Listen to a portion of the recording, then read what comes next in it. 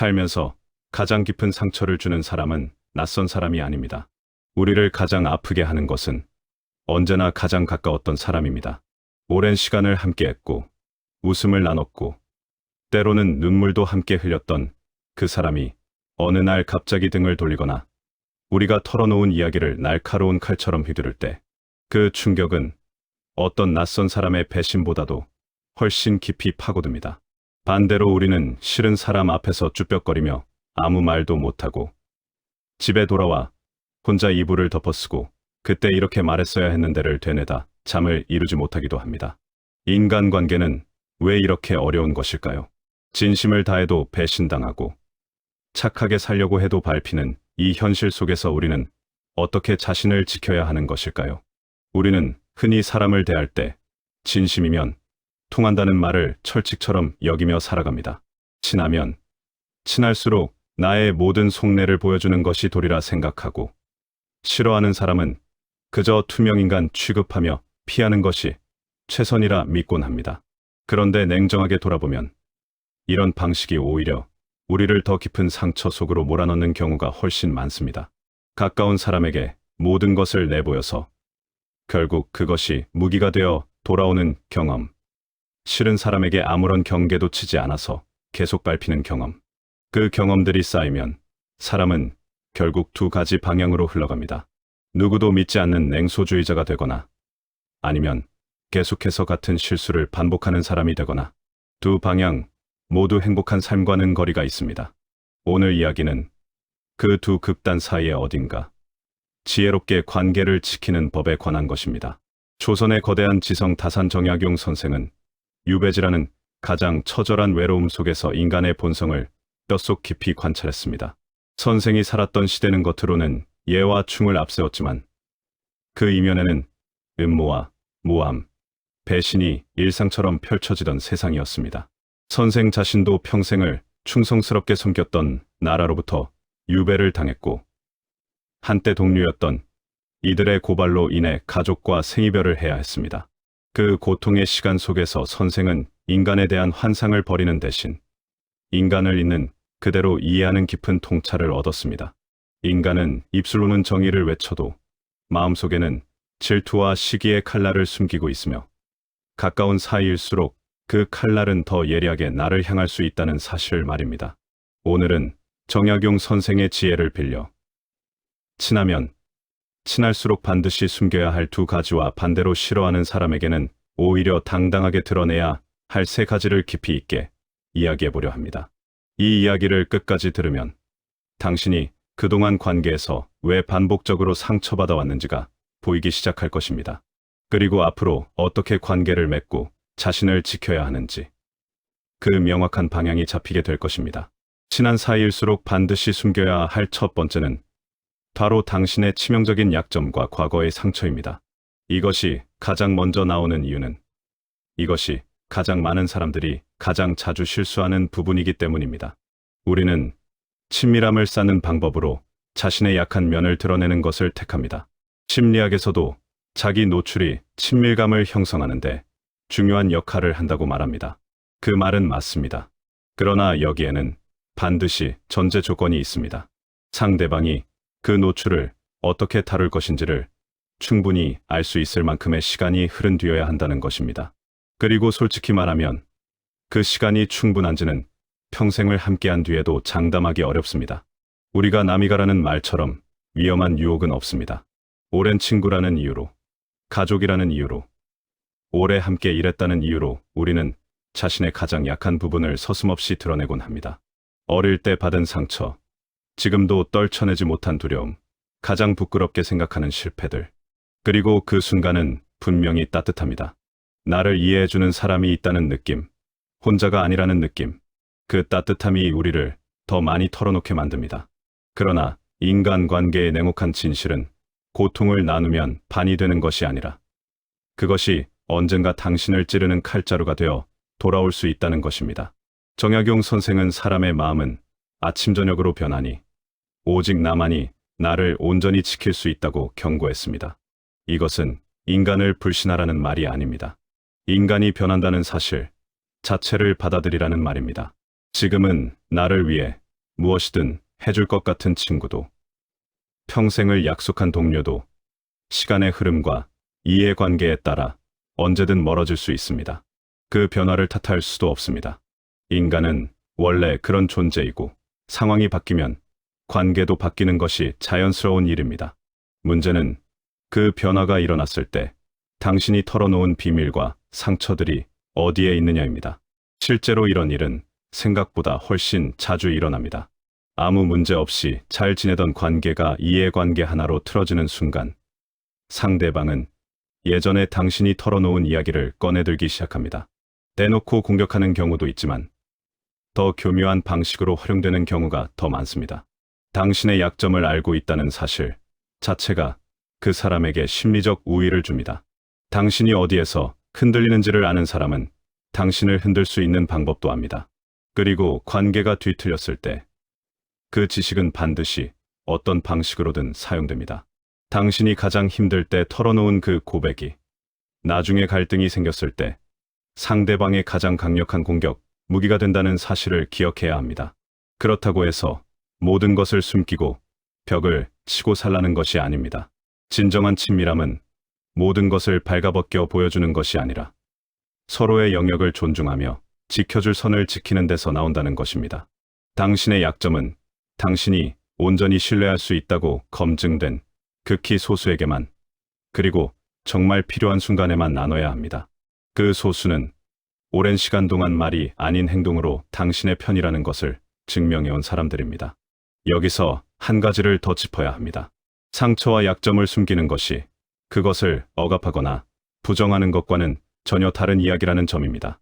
상처는 내면에서 충분히 들여다보고 치유해야 합니다. 전문적인 도움을 받는 것도 훌륭한 선택입니다. 그러나 그 치유의 과정이 반드시 주변 사람들 모두에게 공개되어야 할 필요는 없습니다. 내면의 상처를 다루는 것은 나의 일이고 그것을 누구와 나눌 것인지는 신중하게 선택해야 할 결정입니다. 당신의 약한 면을 아무에게나 내보이는 것이 용기가 아닙니다. 그것을 지킬 사람을 고를 줄 아는 것이 진짜 지혜입니다. 친할수록 숨겨야 할 두 번째는 당신의 경제적인 성취와 미래의 구체적인 계획입니다. 이것은 앞서 이야기한 약점과 상처보다 훨씬 많은 사람들이 대수롭지 않게 여기는 부분입니다. 가까운 사이인데 내가 잘된 것을 기뻐해줘야 하는 거 아닌가? 내 계획을 공유하면서 조언도 받고 같이 꿈꾸면 좋은 거 아닌가? 그렇게 생각하는 것이 자연스럽습니다. 인간은 사회적인 동물이고 자신의 기쁨을 나누고 싶어 하는 것은 너무나 본능적인 욕구이니까요. 그러나 바로 그 본능적인 욕구가 당신의 가장 소중한 관계들을 조용히 망가뜨리는 원인이 될 수 있습니다. 사촌이 땅을 사면 배가 아프다는 속담은 단순한 농담이 아닙니다. 이것은 한국 문화 특유의 정서가 아니라 인류 보편의 심리를 담은 말입니다. 사회 비교 이론에 따르면 인간은 자신의 가치를 절대적 기준이 아닌 주변 사람과의 비교를 통해 평가하려는 본능을 가지고 있습니다. 그렇기 때문에 당신이 잘 되는 것은, 특히 가까운 사람이 잘 되는 것은 자동적으로 자신이 뒤처지고 있다는 신호로 느껴지게 됩니다. 이것은 그 사람이 나쁜 것이 아니라 인간이기 때문입니다. 의식적으로 기뻐하려 해도 무의식 속에서 박탈감과 묘한 적대감이 올라오는 것은 거의 피할 수 없는 심리적 반응입니다. 더 흥미로운 것은 이 시기심이 낯선 사람보다 가까운 사람에게서 더 강하게 작동한다는 점입니다. 사회적으로 자신과 비슷한 위치에 있다고 여겼던 사람이 갑자기 앞서 나갈 때 그 격차가 더 크게 느껴지고 더 강한 심리적 동요를 일으킵니다. 멀리 있는 재벌의 성공은 나와 다른 세계의 이야기로 받아들였지만 내 옆에 있던 친구의 성공은 내가 뒤처졌다는 직접적인 증거처럼 느껴지는 것입니다. 그리고 그 감정은 표면 아래에서 관계의 온도를 서서히 낮추기 시작합니다. 정약용 선생은 재물을 감추는 가장 좋은 방법은 베푸는 것이고 그보다 더 좋은 방법은 애초에 드러내지 않는 것이라고 했습니다. 선생이 유배지에서 목격한 것들 중 하나는 한때 권세와 재물을 자랑하던 이들이 그 자랑이 불씨가 되어 결국 화를 입는 과정이었습니다. 자신의 풍요로움을 공개적으로 드러내는 것은 그 풍요로움을 시기하는 사람들을 스스로 모집하는 행위와 같습니다. 아무리 가까운 사이도 예외가 아닙니다. 아니, 오히려 더 위험합니다. 낯선 사람의 시기는 멀리서 바라보는 것으로 그치지만 가까운 사람의 시기는 일상 속에서 보이지 않는 방식으로 당신에게 영향을 미칩니다.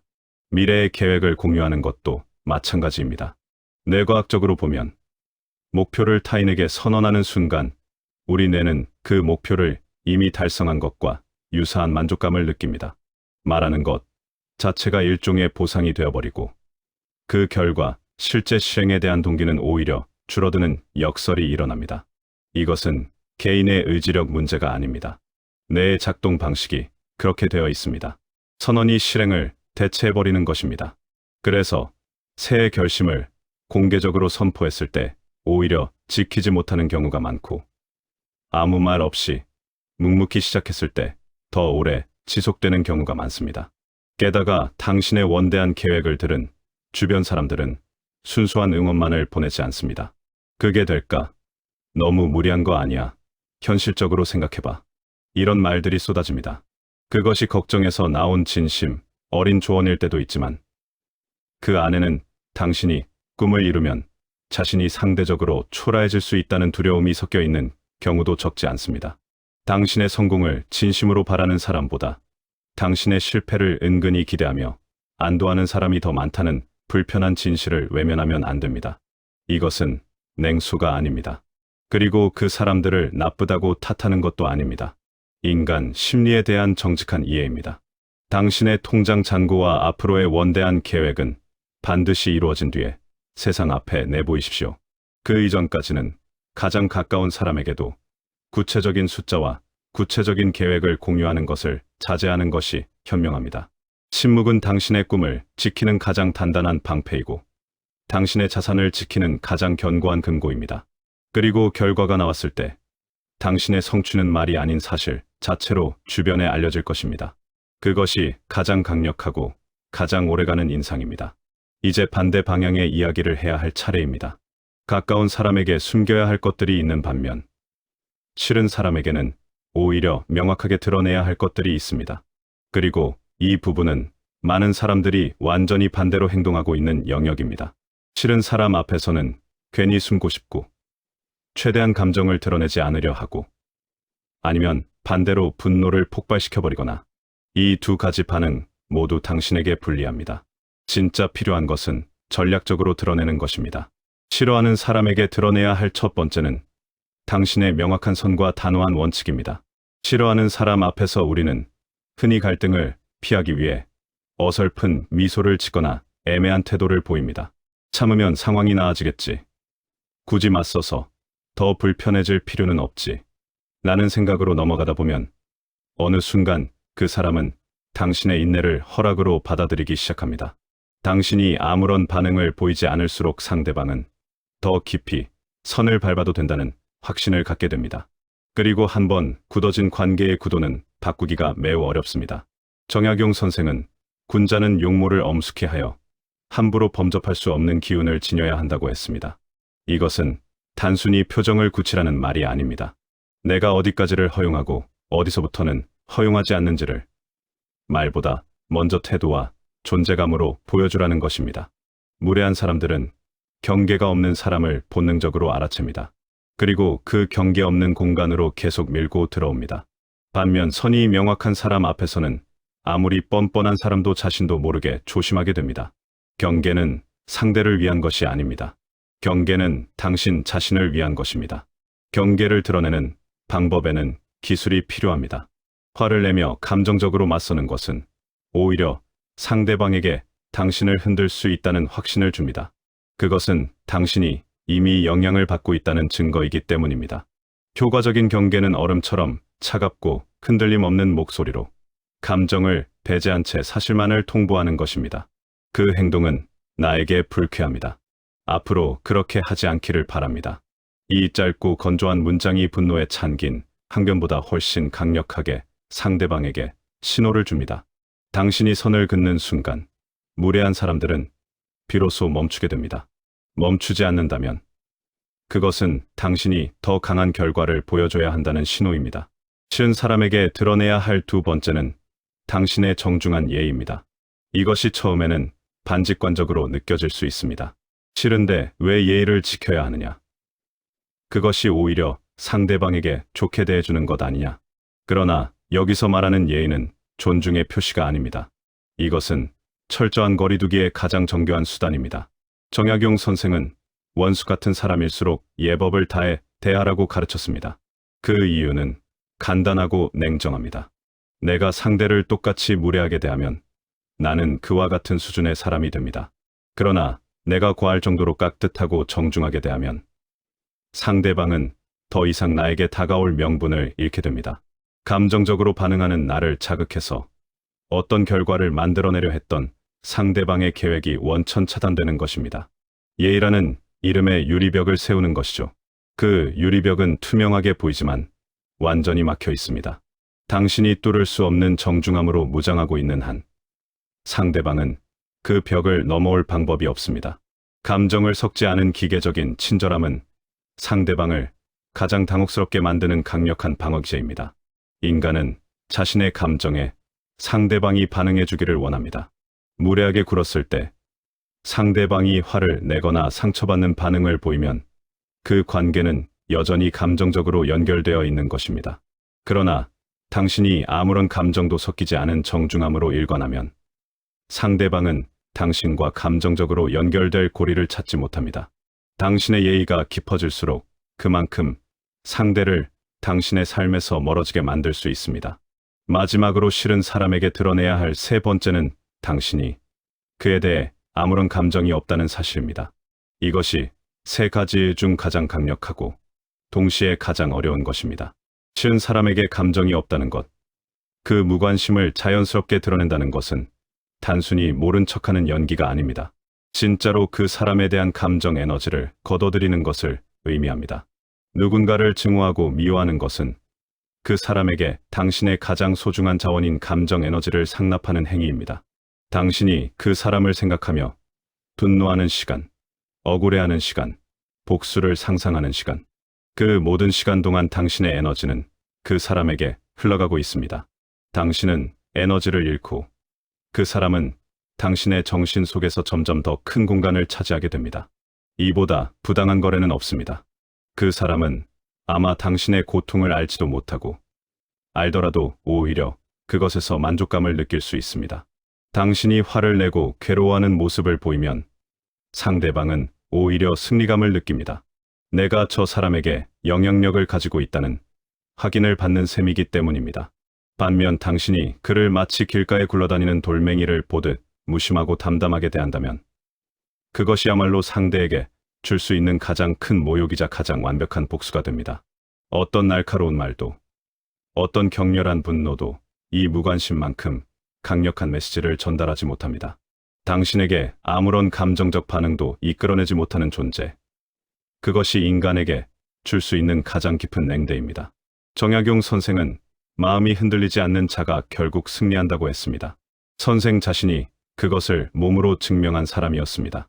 자신을 모함하고 유배로 몰아넣은 자들에 대한 분노와 원망을 품은 채로 살았다면 그 에너지는 저술과 학문이 아닌 증오에 소모되었을 것입니다. 선생은 그 감정들을 내려놓았습니다. 아니, 더 정확하게는 그 감정들보다 더 중요한 것에 집중했습니다. 그 결과 선생을 모함한 자들의 이름은 역사에 남지 않았지만 선생의 이름은 수백 년이 지난 오늘날까지 우리 곁에 있습니다. 당신의 평온한 일상과 흔들림 없는 눈빛을 보여주십시오. 당신이 그를 전혀 신경 쓰지 않는다는 그 당당한 무관심이 드러날 때 상대는 스스로의 초라함을 견디지 못하고 물러나게 될 것입니다. 이것은 단순히 참는 것이 아닙니다. 당신의 에너지를 그 사람에게서 거두어 당신 자신에게 돌려주는 것입니다. 그 에너지로 당신이 진짜 원하는 것을 이루십시오. 그것이 최고의 승리입니다. 지금까지의 이야기를 하나로 묶으면 결국 하나의 핵심으로 귀결됩니다. 인간관계는 나를 지키는 법을 배우는 과정이라는 것입니다. 가까운 사람에게 모든 것을 내어주다 상처받는 것도 나이고 싫은 사람 때문에 내 감정과 에너지를 낭비하는 것도 나입니다. 결국 두 경우 모두 내가 스스로를 충분히 보호하지 못한 결과입니다. 그 보호는 차갑게 벽을 치고 아무도 들이지 않는 것이 아닙니다. 무엇을 누구에게 어떻게 드러낼 것인지를 지혜롭게 선택하는 것입니다. 정약용 선생이 강조한 홀로 있을 때도 자신을 가다듬는 마음, 이른바 신독의 정신은 단순히 혼자만의 수양을 말하는 것이 아닙니다. 그것은 어떤 상황에서도 자신의 중심을 잃지 않는다는 다짐입니다. 사람들의 의에 흔들리지 않기 위해서는 먼저 나 자신이 단단히 서 있어야 합니다. 내가 무엇을 소중히 여기는지, 내가 어디까지를 허용할 것인지, 내가 어떤 사람이고 싶은지에 대한 명확한 중심이 있을 때 비로소 우리는 관계 안에서 자신을 잃지 않을 수 있습니다. 숨겨야 할 때는 바다처럼 깊게 숨기고 드러내야 할 때는 서리처럼 차갑게 밝히는 지혜가 필요합니다. 이 두 가지가 함께 작동할 때 당신은 관계의 수동적인 피해자가 아니라 능동적인 주체가 됩니다. 상처받기 전에 먼저 지키고 흔들리기 전에 먼저 중심을 잡는 사람. 그 사람이 관계에서 진짜 자유로운 사람입니다. 당신의 약점과 상처, 그리고 성취와 계획은 당신의 가장 소중한 자산입니다. 아무에게나 내보이지 마십시오. 그리고 당신의 경계와 예의와 무관심은 당신의 가장 강력한 방어입니다. 그것을 필요한 순간 두려움 없이 드러내십시오. 당신의 인생이라는 성벽을 이 지혜로 무장한다면 어떤 바람이 불어도 당신의 품격은 꺾이지 않을 것입니다. 오늘부터 거울을 보며 연습해 보십시오. 나의 소중한 것은 안으로 갈무리하고 나를 해치려는 것들 앞에서는 단단한 자아를 드러내는 그 연습 말입니다. 처음에는 어색할 것입니다. 오랫동안 반대로 행동해왔으니까요. 그러나 조금씩 연습하다 보면 그것이 점점 자연스러워지는 순간이 옵니다. 경계를 치는 것이 두렵지 않게 되고 침묵이 약함이 아닌 전략이라는 것이 몸으로 느껴지기 시작합니다. 그 변화가 시작되는 순간부터 관계의 풍경이 달라집니다. 당신은 대접받아 마땅한 사람입니다. 그리고 그 대접은 누군가가 알아서 베풀어주는 것이 아닙니다. 당신이 스스로를 어떻게 대하고 당신의 것들을 어떻게 지키느냐에 따라 세상이 당신을 대하는 방식이 결정됩니다. 당신이 자신을 귀하게 여길 때 세상도 당신을 귀하게 여깁니다. 이 지혜는 당신을 진정한 관계의 주인으로 만들어 줄 것입니다.